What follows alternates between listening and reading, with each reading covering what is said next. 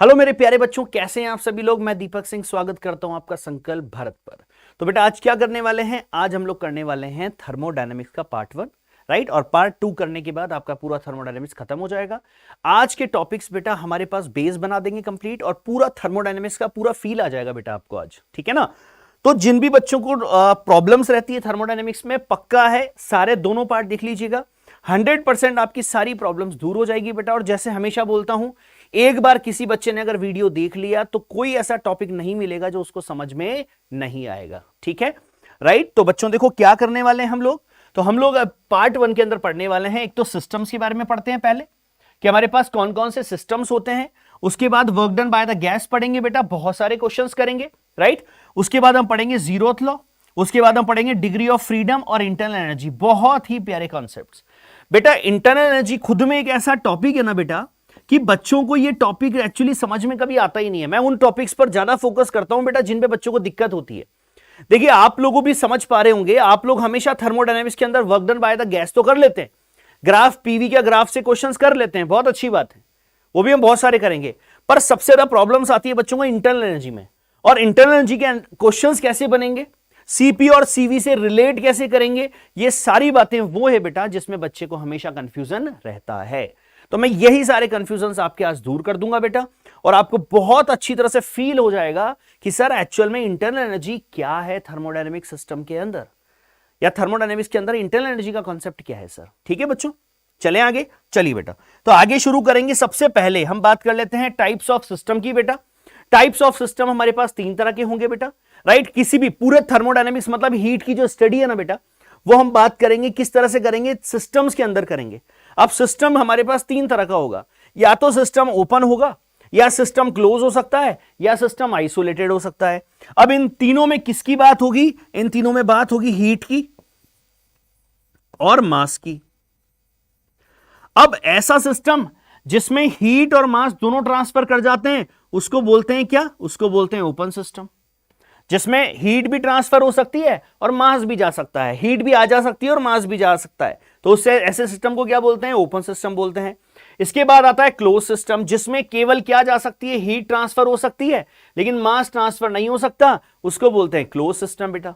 मतलब ऐसा थर्मस जिससे हीट निकल रही है मेरे बच्चों, ऐसा थर्मस जिससे हीट निकल रही है। थर्मस तो है, चाय है उसके अंदर, लेकिन चाय जो है उससे हीट निकल रही है। ऐसा थर्मस नहीं है जिससे बिल्कुल भी हीट बाहर नहीं निकल रही, मतलब ठंडी होगी चाय। समझ पा रहे हो मेरी बात। थर्मस समझते हो, जिसमें हम चाय गर्म करने के लिए रखते हैं। जनरली हमारे पास आइडियल तो होता नहीं है कि बिल्कुल भी हीट बाहर नहीं निकले, हीट तो थोड़ी थोड़ी बाहर निकलती ही है, राइट। तो हीट बाहर निकल रही है ना, जब भी हीट बाहर निकलती है इसका मतलब क्या है, इसका मतलब वो कैसा सिस्टम है, वो हमारे पास क्लोज सिस्टम है। और ऐसा सिस्टम जिससे ना तो मास जाएगा ना हीट जाएगी, ना तो मास का ट्रांसफर होगा ना हीट का ट्रांसफर होगा, ऐसे सिस्टम को बोलते हैं बेटा आइसोलेटेड सिस्टम। समझ गए मेरे बेटा, पक्का। तो आइसोलेटेड मतलब क्या है सर, ना तो हीट बाहर जानी चाहिए ना मास बाहर जाना चाहिए। अब हम बनाते हैं परफेक्ट हीटर। अगर ऐसा है, परफेक्ट हमारे पास क्या है, परफेक्ट हमारे पास, राइट, समझ रहे ना आप बात, राइट। तो परफेक्ट हमने क्या ले लिया, हमने थर्मस ले लिया। ऐसा थर्मस लिया जिससे सर बिल्कुल भी हीट जो है ना सर वो बाहर नहीं जा पा रही है, और बिल्कुल भी अगर हीट बाहर नहीं जा पा रही है ना सर, तो अंदर जो चाय थी ना सर, वो जितना टेम्परेचर उसका पहले था ना उतना ही बाद में रहेगा।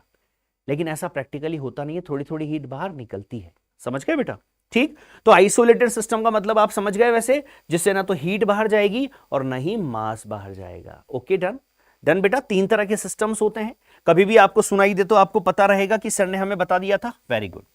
अब आते हैं बेटा heat, internal energy and work done पे। बेसिक सा एक इंट्रोडक्शन लेंगे इंटरनल एनर्जी का, और फिर बहुत आगे जाके हम work done by the gas के बाद क्वेश्चंस करेंगे इसके।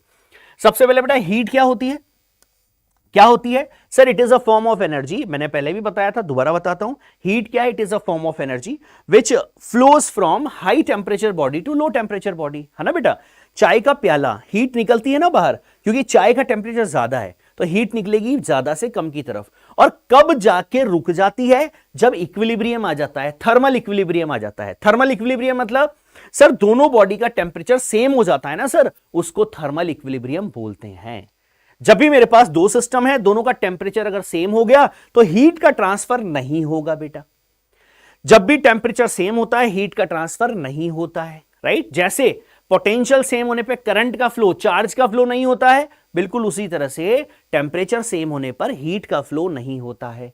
इसलिए चाय जब ठंडी हो जाती है, उसका टेम्परेचर रूम टेम्परेचर के बराबर होता है, तो उससे हीट निकलना बंद हो जाता है। ओके बेटा, तो हमेशा हीट कहां से कहां फ्लो होती है sir? High temperature body to low temperature body flow होती है। बहुत बढ़िया, ठीक। इसके बाद अब आते हैं बेटा सीधा हम कहां? थर्मल इक्विलिब्रियम आप समझ गए।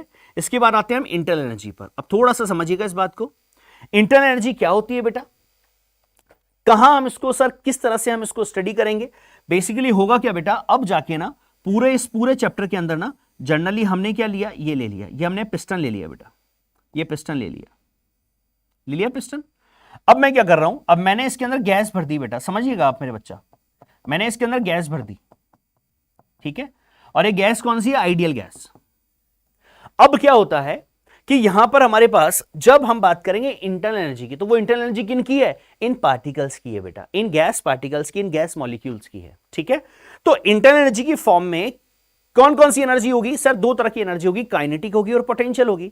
सर ये पार्टिकल भगेंगे ना सर, इधर उधर भगेंगे तो काइनेटिक होगी, और दोनों के बीच में कोई ना कोई सेपरेशन होगा, दोनों के बीच में अट्रैक्शन है, रिपल्शन है, तो वहां पर फोर्स भी होगा। लेकिन अब हमें क्या करना है कि अब इस पूरे आने वाले पूरे चैप्टर के अंदर हमें क्या करना है बेटा कि दोनों के बीच में क्या करना है? Neglect the small intermolecular forces in the gas, so the internal energy of the gas is just the sum of, मतलब हमें क्या करना है, ये जो हमारे पास छोटे छोटे मॉलिक्यूल्स है ना बेटा, इनके बीच में हमें क्या करना है? फोर्स को हमें नेग्लेक्ट कर देना है। फोर्स को नेग्लेक्ट कर दोगे ना बेटा, तो हमारे पास क्या हो जाएगा? पोटेंशियल एनर्जी जीरो हो जाएगी बेटा, पोटेंशियल एनर्जी क्या हो जाएगी? जीरो। मतलब अगर मैं आपको बोलूं कि इंटरनल एनर्जी जो है ना बेटा, इंटरनल एनर्जी वो एक्चुअल में क्या है? Potential plus kinetic. अब हम क्या कर रहे हैं? हम फोर्सेस को क्या कर रहे हैं? नेग्लेक्ट कर देते हैं, उनके बीच में लगने वाला फोर्स नेग्लेजिबल है, तो दैट पोटेंशियल एनर्जी जीरो। तो हमारे पास इंटरनल एनर्जी जो है वो केवल हमारे पास क्या मिलेगी? That is the sum of kinetic energy of all the molecules. समझ गए क्या? ठीक है। So the internal energy of the gas is just the sum of the kinetic energies associated with various random motion of its molecules. ठीक है। तो आज के बाद अब आपको याद रखना है बेटा, थर्मोडायनेमिक्स के अंदर हमें क्या करना है? ये जो गैस मॉलिक्यूल्स हमारे पास हैं, इन सब का हमें क्या करना है? इन सब का हमें जो फोर्सेस हैं इनके बीच में, मॉलिक्यूल्स के बीच में, उसको नेग्लेक्ट कर देना है। तो वहां पर पोटेंशियल जैसा कोई कॉन्सेप्ट अब नहीं आएगा, पोटेंशियल एनर्जी। और जब कॉन्सेप्ट नहीं आएगा तो केवल हम ये मान के चलेंगे कि जो इंटरनल एनर्जी है ना, that is the kinetic energy of all the molecules. ठीक है, क्योंकि मॉलिक्यूल्स एक जगह बैठा तो रहेगा नहीं, वो तो घूमते रहेंगे, रैंडम मोशन करते रहेंगे। तो so that kinetic energy is equal to that is internal energy. याद रहेगा? याद रहेगा बेटा। तो इंपॉर्टेंट बात क्या निकल के आई कि सर इंटरनल एनर्जी के नाम पर ना सर केवल कौन होती है? अंदर काइनेटिक एनर्जी होती है। डन।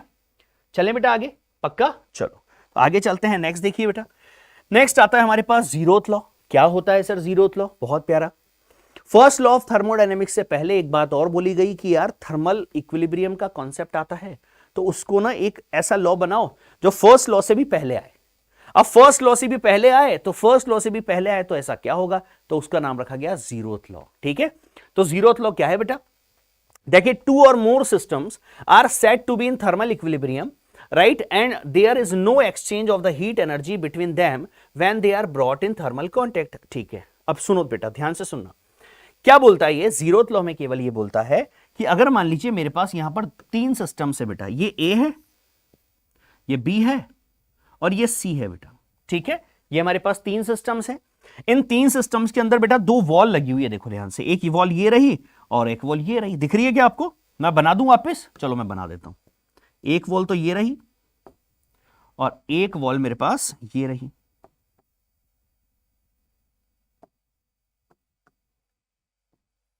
ये देखो, एक वॉल ये रही मेरे पास। ठीक है। अब क्या बोला जा रहा है? अब ये बोला जा रहा है कि सर हमारे पास ना यहां पर ये जो वॉल है बेटा, इसको देखो ध्यान से। तीन सिस्टम्स है, इन तीन सिस्टम्स में से ये वाली जो वॉल है ना, ये वॉल कौन सी है? ये वॉल है एडियाबैटिक।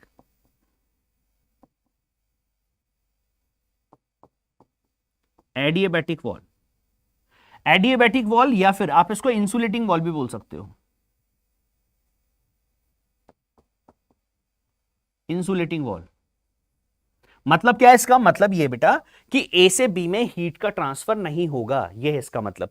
तो एडियाबैटिक वॉल का मतलब क्या है, जो हीट का ट्रांसफर ना होने दे, राइट। तो हीट का और मास का ट्रांसफर यहां पर नहीं होगा, मास का तो वैसे भी नहीं होगा, तो हीट का ए से बी में ट्रांसफर नहीं हो, इसलिए ये इंसुलेटिंग वॉल लगा दी गई है, और जिसको हम एडियाबैटिक वॉल भी बोलते हैं। और यहां पर ये जो वॉल है ना बेटा, ये वाली, ये वॉल कैसी है, ये है डाइथर्मल।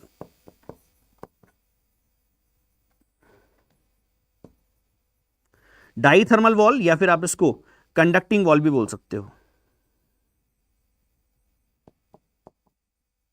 कंडक्टिंग वॉल, ठीक है बेटा, जिससे हीट का ट्रांसफर हो सकता है। पूरी हमारे पास वॉल है, ये कौन सी है, ये हमारे पास डाइथर्मल है, जिससे हीट का ट्रांसफर हो सकता है, ठीक। अब हमने देखो अब क्या बोल रहा है, ये बोलता है बेटा कि अगर हमारे पास ए से बी सी की तरफ, ए और सी, देखो टेम्परेचर अगर मैं बात करूं तो टेम्परेचर मान लीजिए मेरे पास टी ए जो है, राइट, टी ए मेरे पास क्या है, ज्यादा है टी सी से, और टी बी भी हमारे पास क्या है, और टी बी भी हमारे पास क्या है, ज्यादा है टी सी से, राइट। अब ये बोला जा रहा है, या फिर अगर ज्यादा नहीं भी मानोगे ना बेटा, तो मान लीजिए मैं मान के चलता हूं कि यहां से टेम्परेचर ज्यादा है, तो ये टेम्परेचर ज्यादा होगा तो हीट बाहर निकलेगी, ठीक है सर। अब क्या हुआ कि जैसे हीट बाहर निकलेगी तो हमने मान लिया ए और बी थोड़ी देर बाद इस सी के साथ किस में आ जाएंगे, थर्मल इक्विलिब्रियम में आ जाएंगे। मतलब सर ए से सी की तरफ या सी से ए की तरफ हीट का ट्रांसफर तब तक होता रहेगा सर जब तक कि इन दोनों का टेम्परेचर सेम नहीं हो जाए, ठीक है। इसी तरह से सर बी और, देखो इधर तो हीट जा नहीं सकती सर, तो बी और सी का भी टेम्परेचर तब तक फ्लो होता रहेगा सर जब तक कि थर्मल इक्विलिब्रियम नहीं मिल जाए। इसका मतलब इसका, इसका और इसका आफ्टर सम टाइम इन तीनों का, ये देखो ये इसके साथ किस में आ गया, थर्मल इक्विलिब्रियम में आ गया। मतलब मैं बोल सकता हूं कि सर हमारे पास टी ए जो है ना सर, उसका टेम्परेचर टी सी के बराबर हो चुका है, ठीक है। इसी तरह सर टी बी जो है ना सर, उसका टेम्परेचर टी सी के बराबर हो चुका है थोड़ी देर बाद, राइट। तो यहां पर आप ये बोल सकते हो सो दैट टी ए बराबर टी बी भी होगा, ठीक है बेटा। ये हमारे पास जीरोथ लॉ बोल दिया।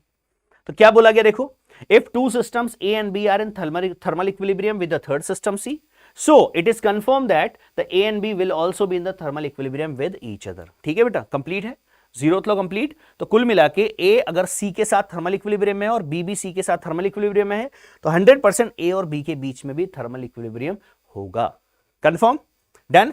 चाहे यहां पर एडियाबैटिक वॉल हो, लेकिन अगर ये कनेक्ट है तो 100% इनके बीच में क्या मिल जाएगा, इक्विलिब्रियम होगा, तो A और B भी एक दूसरे से थर्मल इक्विलिब्रियम में होंगे। क्लियर, क्लियर है बेटा। ये हमारे पास क्या है, ये हमारे पास है जीरोथ लॉ, ठीक। आगे चलें, चलो बेटा आगे चलते हैं। अब आता है हमारे पास एक इंपॉर्टेंट लॉ। क्या है इंपॉर्टेंट लॉ, बेसिकली लॉ नहीं है, ये हमारे पास एक कैलकुलेशन वाला पार्ट है जहां से अब कैलकुलेशन हमारी शुरू हो जाएगी। That is work done by the gases. Work done by the gas में क्या करने वाले हैं, देखिए सबसे पहले बेटा यहां पर हमारे पास एक पिस्टन दिया हुआ है ना, आपको ये दिया हुआ। अब हमने क्या किया, अंदर गैस मॉलिक्यूल्स हैं बहुत सारे, अंदर बहुत सारे गैस मॉलिक्यूल्स हैं, ठीक है। इसको मैं फिल कर देता हूं, ये देखो अब क्या किया जा रहा है। अब बेटा मान लीजिए हमने इसको नीचे से क्या दिया, हमने इसको एनर्जी दी, हीट दी। तो जैसे हमने इसको हीट दी तो बताओ क्या होगा सर, यहां पर हमारे पास ना ये क्या करेगा, ये हमारे पास इस तरह से गैस जो है वो इस पर प्रेशर लगाएगी, ये लगाएगी। बेटा ब्लैक कलर से ही कर लेता हूं ना, आपको दिख जाएगा ब्लैक से, ठीक।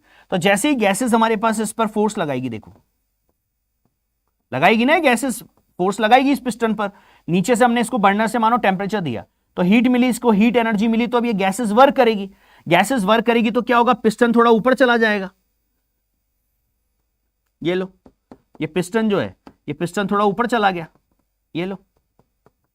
अब ये पिस्टन ऊपर चला गया तो कितना ऊपर चला गया सर, ये मान लीजिए dx ऊपर चला गया, ठीक है।